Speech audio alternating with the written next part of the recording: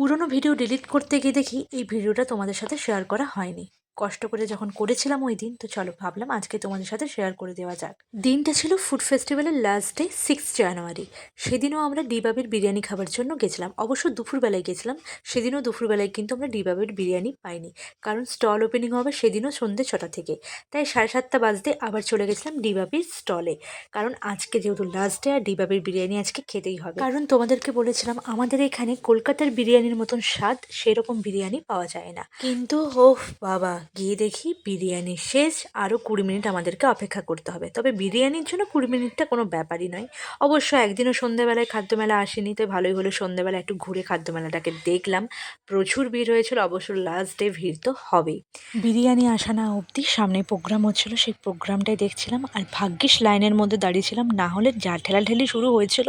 কেউ এসে বলছে ও লাইন থেকে বেরিয়ে বিরিয়ানি নিচ্ছে, কেউ বলছে ও পিছনে ছিল, কি করে আগে বিরিয়ানি পেয়ে গেল। ভাগ্যিস আমরা লাইন থেকে বেরিয়ে কোথাও ঘুরতে যাইনি, না হলে আজকে আবার এই হাড়িরও বিরিয়ানি আমরা পেতাম না। যাই হোক, দাঁড়িয়েছিলাম বলে ফাইনালি বিরিয়ানি পেয়ে আমরা বেরিয়ে পড়লাম। আর বিরিয়ানিটা এখন আমাদের কাছে সোনার থেকেও যেন বেশি মূল্য মনে হচ্ছে। শক্ত করে ধরে চলে এসেছিলাম বাড়ি। তো এই একটা পার্ট বাকি ছিল, তোমাদের সাথে শেয়ার করে দিলাম। কেমন লাগলো জানিও। Tata, bye bye.